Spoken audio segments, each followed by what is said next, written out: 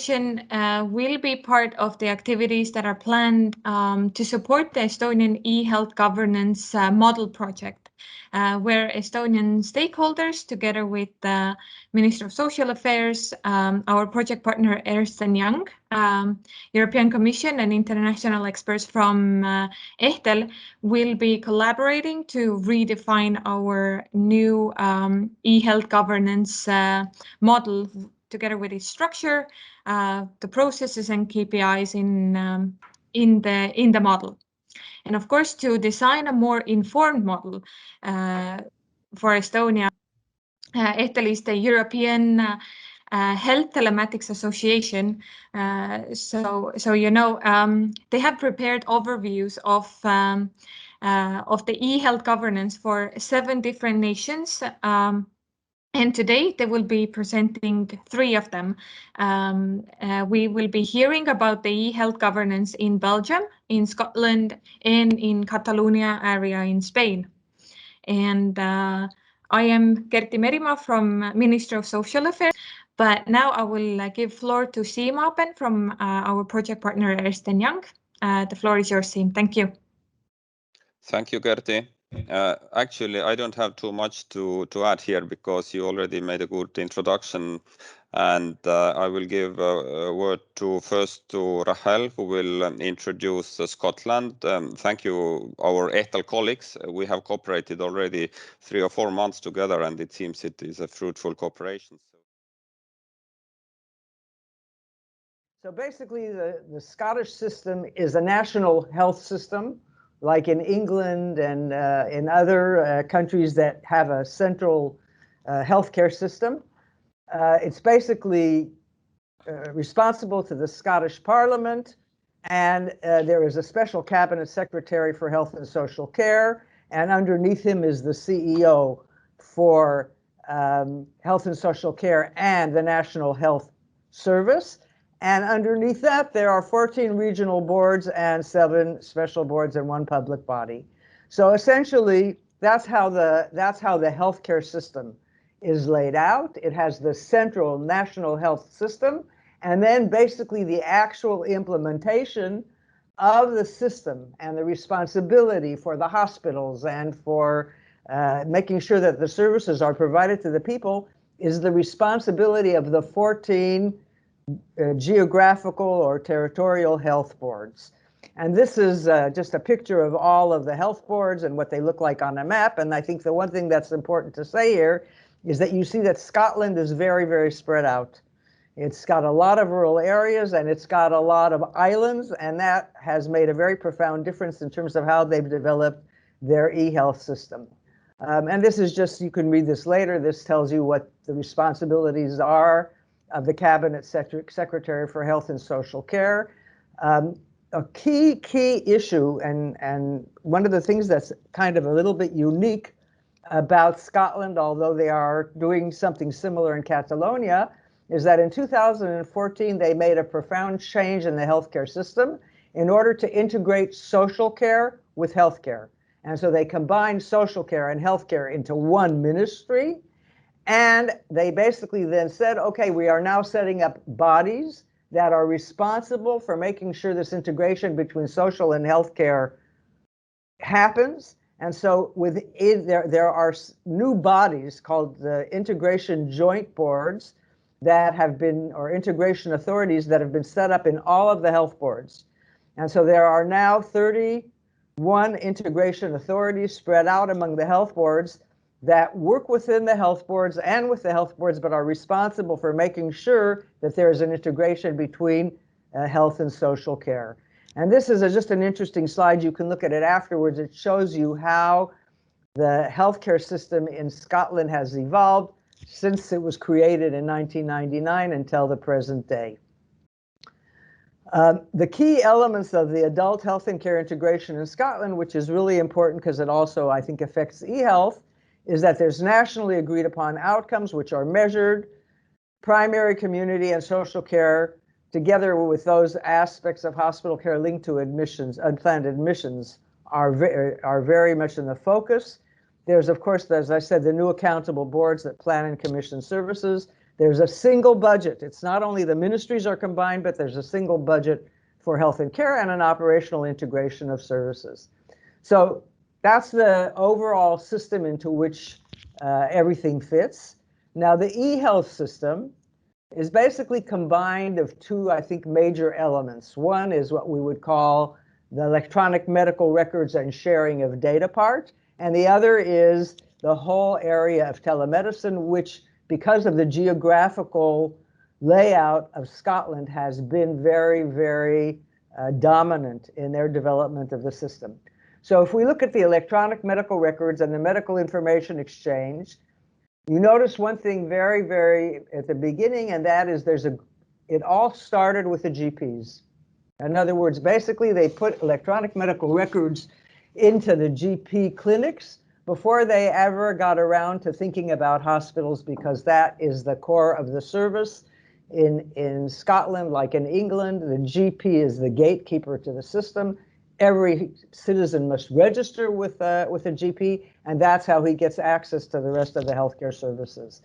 So basically there is, already early on, 1984, I think, they developed the general practice administration system, and it was replaced in 2008 by two GP IT systems, EMIS and Vision, which are still used by Scottish GPs today. And now what they are they're working on a new option that's of cloud-hosted services, but these are the two systems that are currently in place. Now, the hospitals eventually got computerized and got electronic medical records, and most hospital tertiary care hospitals use TrackCare, which is a patient management system, which was developed by InterSystems, and it includes electronic requesting for pharmacy, labs, radiology, cardiology, and actually there's a consortium of 5 health boards that I think the largest ones, because basically TrackCare covers something, the hospitals using TrackCare covers something like over 70% of the population. And there's 5 health boards, which are among the largest, that really work together. They formed a consortium and they agree on requirements, and they are responsible for basically the evolution of the patient management system in the hospitals and in the health boards. Scottish organizations can communicate and exchange information by means of a Scottish exchange system called the Scottish Care Information Gateway, or they call it affectionately SCI. Another key element of basically, I guess, data exchange more than anything else is that Scotland was one of the first countries to put into place what they call a patient summary or an emergency care summary, which is a national information system that hosts a secure central record derived from the GP's record. So basically, it automatically takes certain information from the GP records and puts it into the emergency care summary. And every registered patient with a GP in Scotland will have an emergency care summary unless they've chosen to opt out, which I gather almost never happens.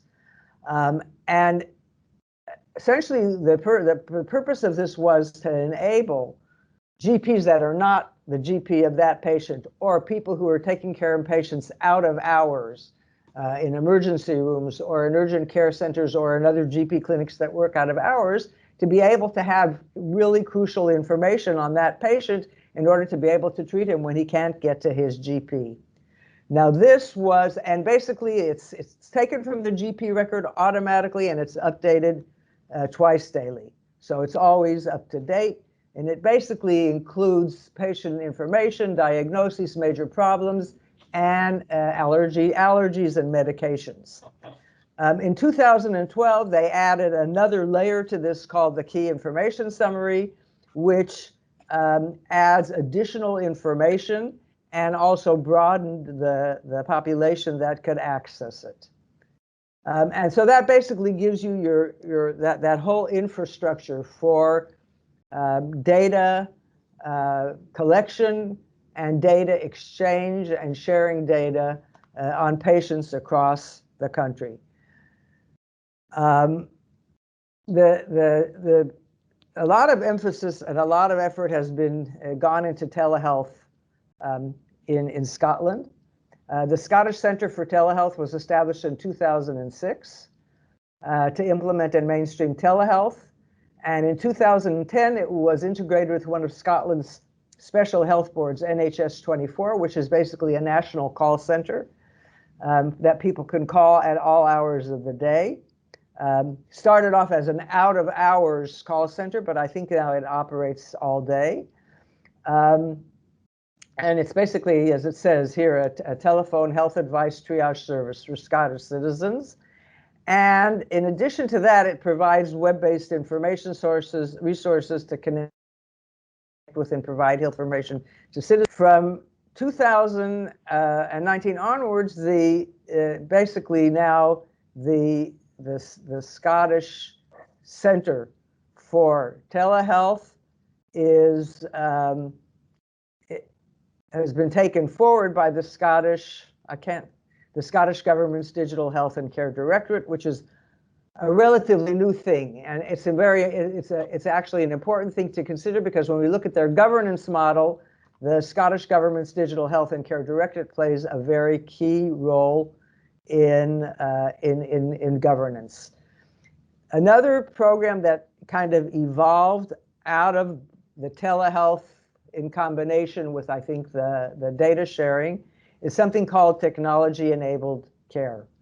And basically, it's a Scotland-wide program that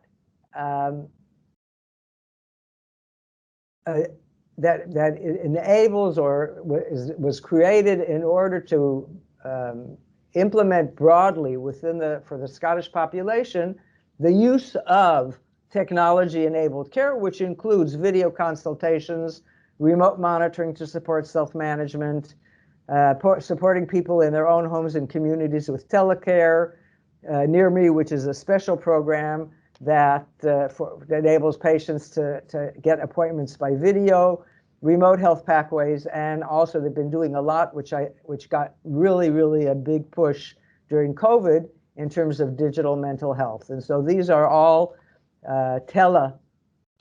programs that are part of technology-enabled care. So those are the main components of the eHealth system.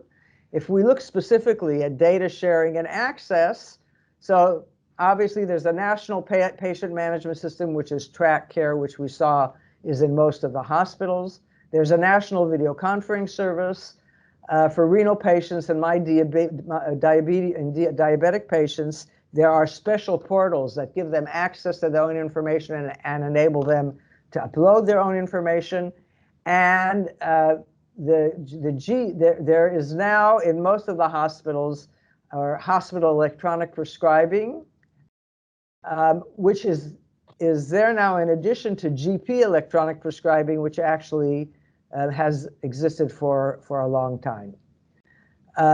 Another area that Scotland pays a great deal of attention to is basically dealing with the issue of digital literacy. So there is a special or government agency called NHS Scotland. It's actually one of the 7 special health boards, NHS Education for Scotland, which works nationally with the education delivery organizations in order to provide healthcare education and training for the NHS, for health and social care, and for other public bodies. And it does a lot of training online. And I think that this was even, of course, became more intense during COVID. So if we look at the eHealth system in Scotland, this is its organizational structure. And so this, I think, will make it very clear also within the following slides as to how it's governed. So you have the cabinet secretary and the CEO, and then you have Digital Health and Social Care Strategic Portfolio Board, which is the strategy creating arm. And then you have Health and Social Care Management Board, under which there is the Directorate for Digital Health and Care. And they are responsible basically for overseeing the implementation of the eHealth system in Scotland. So if we look at this, we can see that the management of community health and social care directorate is provided by the Director General. The actual implementation is at the local level by the health boards. And at the health board level, there's a network of what they call digital leads that provide support to the managerial and clinical leaders across NHS Scotland at the local level. And they also have, in addition to clinical and management roles, some of them sit on are members of the various strategic groups and boards for eHealth, specifically the Strategic Portfolio Board and the Digital Citizen and Enabling and the Technology Board. So they basically also have a voice in policy making and in strategy. So if we look at the main stakeholders, we see that the governance of digital health and care in the Scottish system is basically delivered in partnership between the Scottish Government and the Convention of Scottish Local Authorities, the National Association of Scottish, which is the Scottish National Association that acts as an employer association for all of its authorities. And this partnership reflects the model of health and social care integration since the integration occurred in 2014. And this is just a list of all of the partners and collaborators that have input and are a part of our major stakeholders in the eHealth system in Scotland. If you look at from a national point of view, the key national stakeholders are the territorial health boards, the 14 health boards that we already talked about, COSLA, which we have already mentioned, which is the Convention of Scottish Local Authorities, NHS 24, NHS National Services Scotland. These are our specialty boards, the special boards, NHS Education, the Scottish Social Service Council, the Digital Health and Care Innovation Centre, and the Scottish Government's Digital Directorate. So these are the key national stakeholders. When we look at external stakeholders, some of which is set out in legislation in the Patient Rights Act, basically the external stakeholders are patients, carers and families, local communities, third sector organizations including charities, higher education such as universities, care providers, the wider public health, and members of parliament and other elected representatives.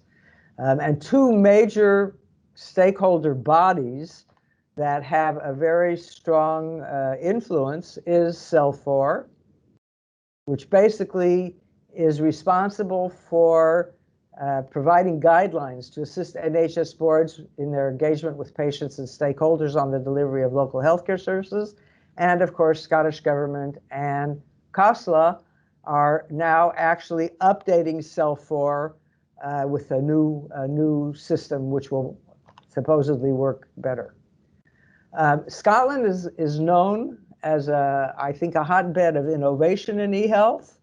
And they have actually established a number of organizations within Scotland to stimulate and support innovation. One is the Scottish Health Innovation Limited Shield, they call it. Another one is the Scottish Health Technologies Group. And you can read more about these when you have time for looking at the slides. The Health Innovation Assessment Portal, the Innovation Hubs Clusters, and Scottish Enterprise. And all of these work very closely in order to stimulate and support innovation in eHealth. When we look at the main governance aspects, in terms of one main governance aspect is planning, strategizing, and financing. So the key actors in this are the Digital Health and Care Strategy Portfolio Board, which is a national decision-making board made up of executive representatives of Scottish Government, local government, and the NHS, with additional support and advice from industry, academia, and the third sector. The Strategic Portfolio Board, which oversees the delivery of the digital health and care strategy, makes national decisions on strategic priorities, and agrees upon the strategic financial plans for implementation. And Scottish government is responsible for financing. This is the financing comes from the government. Now, when we look at delivery planning and oversight, the Digital Health and Care Directorate is responsible for overseeing the national programs of activity, and they basically make sure that what the strategy that gets developed is implemented by the national health boards and the local health authorities. And they also have, and they also operate a number of work programs, operational work programs to improve digitally enabled health services, and that's facilitated, and some of them directly run by them. So at the individual health board level, you have the information and technology leads who work with service managers and clinicians to implement and deliver local and national digital health objectives. One of the special boards, the NHS National Services Scotland, supports the national digital health agenda. And as we already mentioned, a network of digital leads that are drawn from the health boards provides support to the ongoing management and implementation.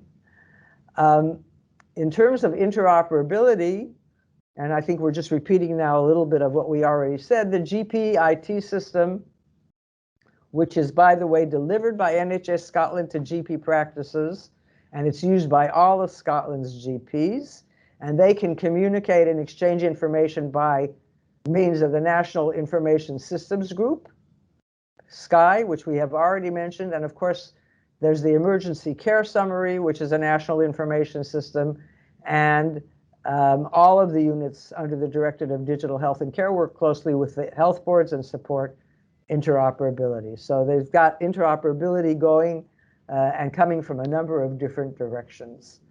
In terms of maintaining and improving eHealth building blocks, in terms of going further, so number one, Scotland is very well known for the fact that it very faithfully, about every 4 years, puts out an updated national eHealth strategy. And the most recent one was published in 2018, and they are currently working on one that will be published this year. And this, I'm not going to go into this, but this is an important thing to look at and maybe talk about later when we have discussions about the implications for Estonia. It's very interesting to look at how they went about developing the digital health and care strategy and who they collaborated with. They also used an independent expert panel, and they dealt with basically 4 major themes: infrastructure, people and workforce, governance, and research and innovation. And the new strategy builds on achievements to date and sets key priority areas for development. And as I said, they're doing a refresh of this strategy later this year, which will, I think, take all of this further. So if we look at this from a historical retrospective, and we ask ourselves how the current state has been achieved and whether it's doable, and then the question becomes how transferable and relevant is it to other countries. Basically, from 2000 onwards, the implementation of health IT in Scotland has been grounded in supportive health policy and strategy frameworks. In other words, they really, as I said, have been faithful at the national level of developing a strategy, which they do collaboratively, and then making sure it gets implemented. And so as time has gone on, what they call Scottish eHealth or digital health and care strategies have been shifting away from health IT objectives, which focus only on health organizations, towards support for strong citizen engagement. And basically, that's when you'll see, if you read the 2018 National eHealth Strategy, you'll see that the focus is very, very patient-centered from every perspective.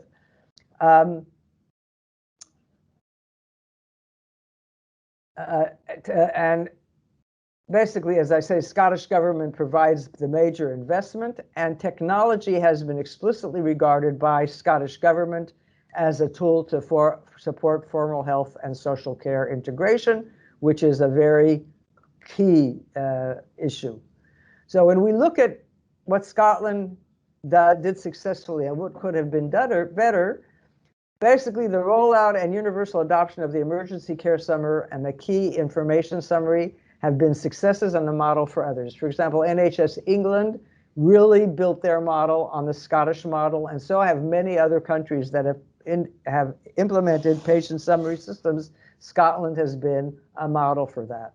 Scotland is an international leader in telehealth and telecare, and the critical success factors in the Scottish health IT implementation journey basically have been, number one, ongoing government commitment in policy and resources, supportive leadership, enduring support to work with citizens to develop more user-centered services, and the fact that they have iterative developments, they build on success toward implementation scale.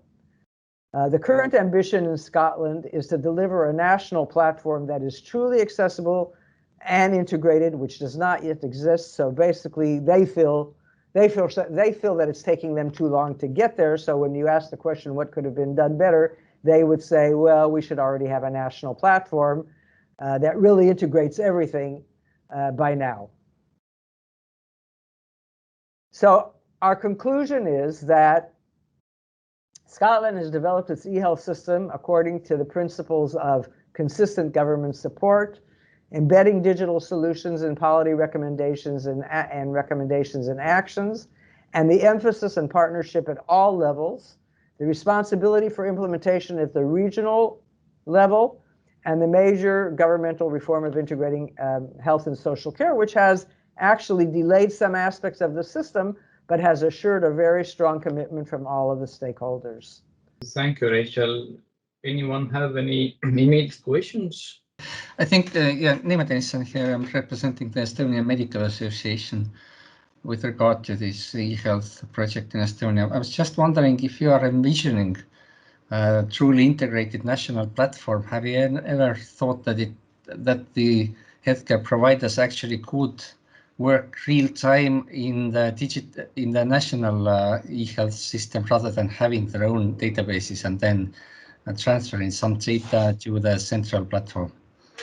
Well, first of all, I think that the Scottish, by the way, Medical Association, and maybe I should have actually put that in, has been a very active member at all levels of the eHealth system, and as you see, the GPs were the first focus, and they had a very strong role in how their system was designed for them to use it. So there's been very strong collaboration with the physicians in Scotland. I was just wondering whether the eHealth system, as you're we're talking about the core, is it actually this system where the GPs actually work most of their time, or do they have more the decentralized local databases and then some data is transferred, as you were talking about, the emergency summaries and general summaries? Well, I think they probably mostly, that's a good question, and I'm not sure I know the answer to that question. My understanding is that within the health board, a lot of the health boards have developed systems that enable all of the health providers to communicate with each other, so that they can have access to other information beyond, but it differs a little bit from health board to health board. There are some health boards that have been more innovative and move forward faster than other health boards. But I think that, even that by and large, since the GPs are gatekeepers in the national health system, essentially all of the primary care information is really in their own system. That I would say that they have the ability, and they can access at any time the emergency care summary and see information if the patient has been treated by somebody else or has been prescribed medication by somebody else. So they can access that very easily, and it's updated twice a day. So they have access to additional information. But my assumption is that mostly, practically speaking, when they're taking care of patients, when a patient comes for a visit, the first thing they do is they look at their own system. Okay, thanks.